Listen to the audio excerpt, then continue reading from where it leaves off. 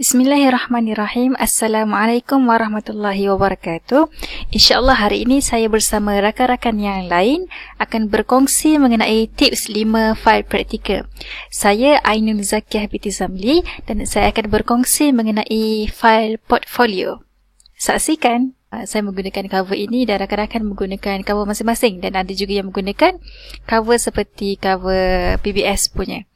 Okey, jadi saya ingin tekankan berkenaan dengan isi kandungan, yang mana isi kandungan ini telah diberi oleh IPG dan saya letakkan di sini.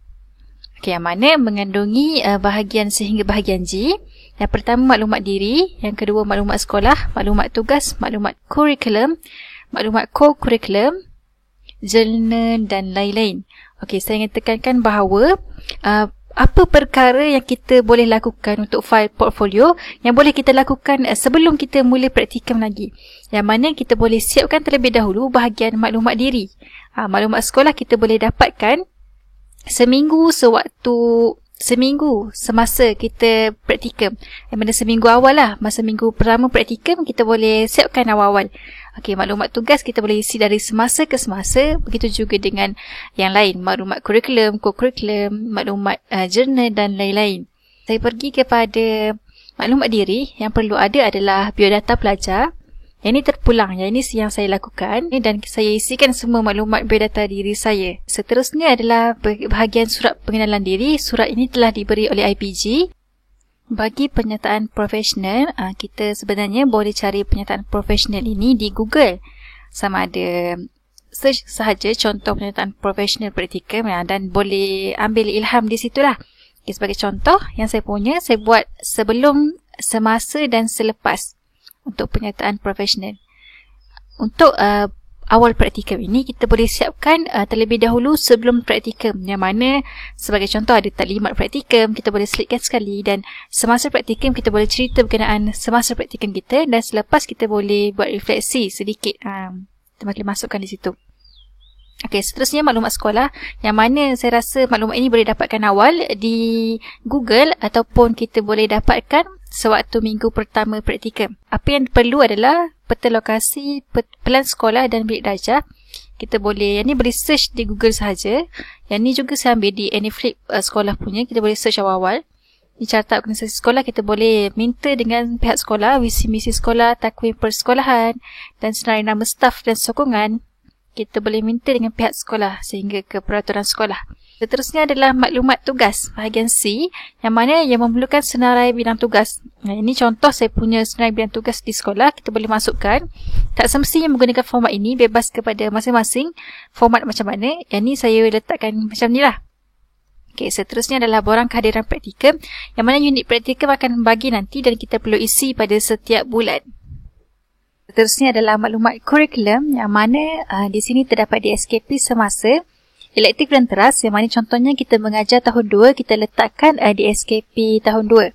Contohnya saya mengajar tahun 6, pendidikan Islam, saya letakkan di SKP tahun 6. Yang ini saya buat dalam bentuk QR code, yang mana saya letakkan juga file PDF.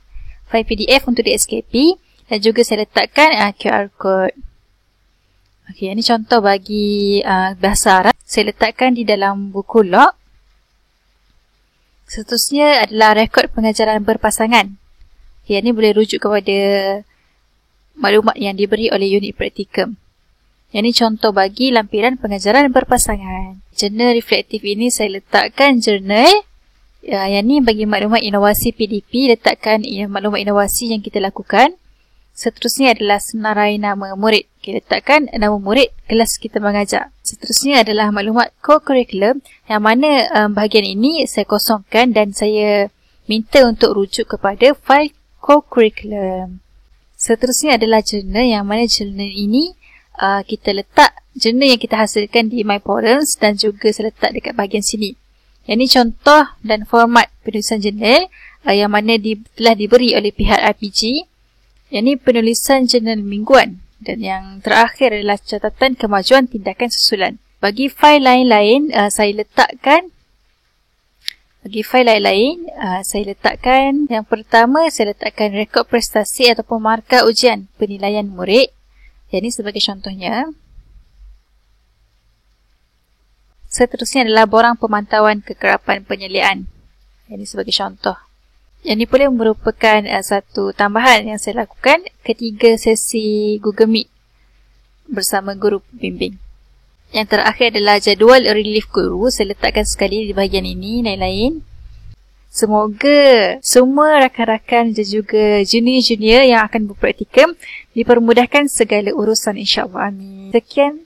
Assalamualaikum warahmatullahi wabarakatuh. Bismillahirrahmanirrahim. Assalamualaikum warahmatullahi wabarakatuh. Saya Farha Adina. InsyaAllah pada hari ini saya akan berkongsikan kepada anda cara membuat rancangan pengajaran harian pendidikan Islam.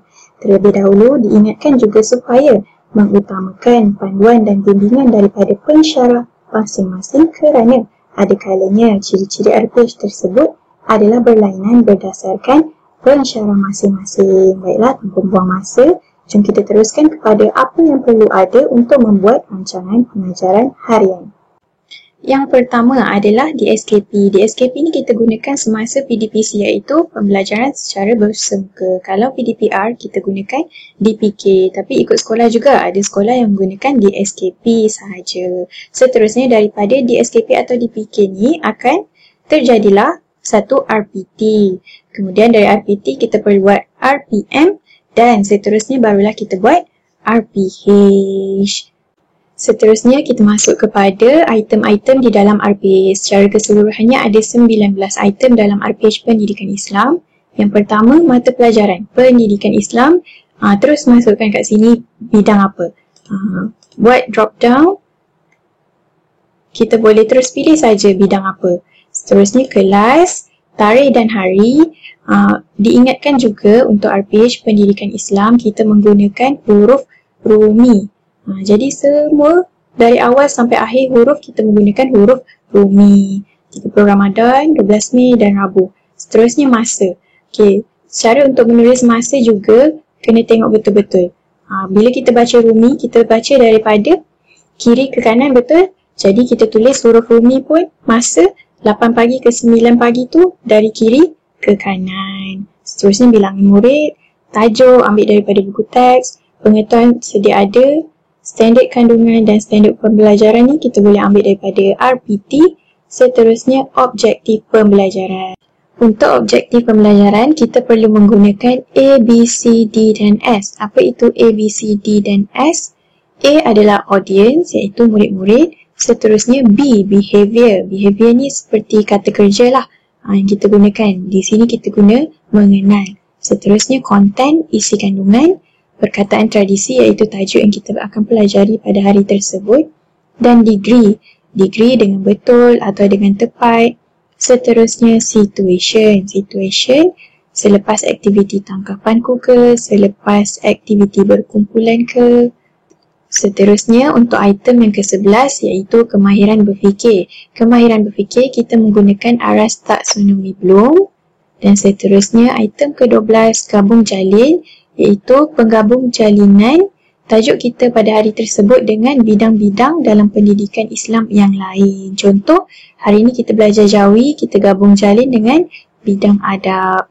Seterusnya penyerapan iaitu penyerapan dengan mata pelajaran yang lain. Tak kisahlah sama ada sains, matematik, sejarah. Seterusnya item yang ke-14 iaitu penerapan nilai.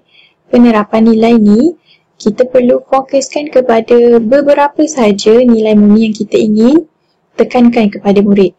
Seterusnya bagi item 15, 16, 17 dan 18 kita perlu lihat kepada elemen yang sesuai dalam RPG kita pada hari tersebut. Contohnya bagi amalan pedagogi masa kini, kita boleh sesuaikan dengan tajuk pembelajaran kita pada hari tersebut. Seterusnya item 16, kemahiran insaniah. Dan item 17, elemen merentas kurikulum. Seterusnya bagi item ke-18, penilaian PDP, terdapat pelbagai penilaian yang kita boleh jalankan. Contohnya lisan, bertulis dan pemerhatian. Kalau atas talian pula kita boleh tengok secara word wall ke, quizzes ke, bagaimana cara bentuk pentaksiran yang kita jalankan. Seperti contoh RPG yang ini kita gunakan penilaian PDP secara bertulis iaitu latih to be. Dan akhir sekali iaitu item 19 bahan bantu mengajar. Kita senaraikan semua bahan bantu mengajar yang kita gunakan untuk pembelajaran pada hari tersebut. Kemudian kita lihat kepada langkah isi kandungan, cadangan aktiviti dan catatan. Apa yang perlu ada iaitu yang pertama muqaddimah, set induksi, langkah 1, 2 dan 3 dan terakhir sekali penutup. Untuk cadangan aktiviti, kita perlu mulakan ayat kita dengan murid-murid untuk menekankan bahawa pembelajaran pada hari tersebut adalah berfokuskan kepada murid. Pada bahagian catatan pula, untuk gabung jalin dan penyerapan, kita perlu tulis di sini pada bahagian cadangan aktiviti, murid-murid diberitahu bahawa tajuk pembelajaran mempunyai unsur penyerapan dengan sejarah iaitu seni warisan Malaysia. Begitu juga dengan penerapan nilai iaitu murid-murid ditekankan bahawa amanah ialah nilai murni dalam aktiviti latih to be. Seterusnya, pada bahagian penutup, kita ada dua jenis penutup iaitu penutup kognitif dan penutup sosial. Untuk penutup kognitif, ini bertujuan untuk kita membuat rumusan atau kesimpulan terhadap tajuk yang kita telah pelajari pada hari tersebut dan untuk kita membeli lembaran kerja atau latih to be sebagai aktiviti penggayaan atau pengukuhan kepada murid-murid.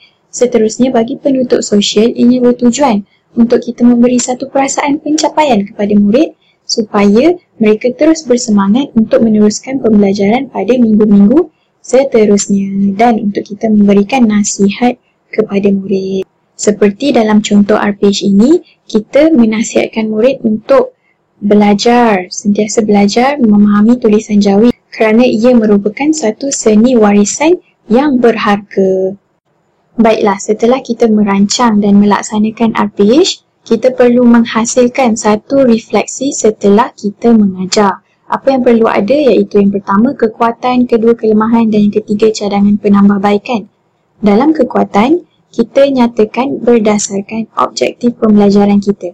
Kalau tercapai objektif pembelajaran, kenapa?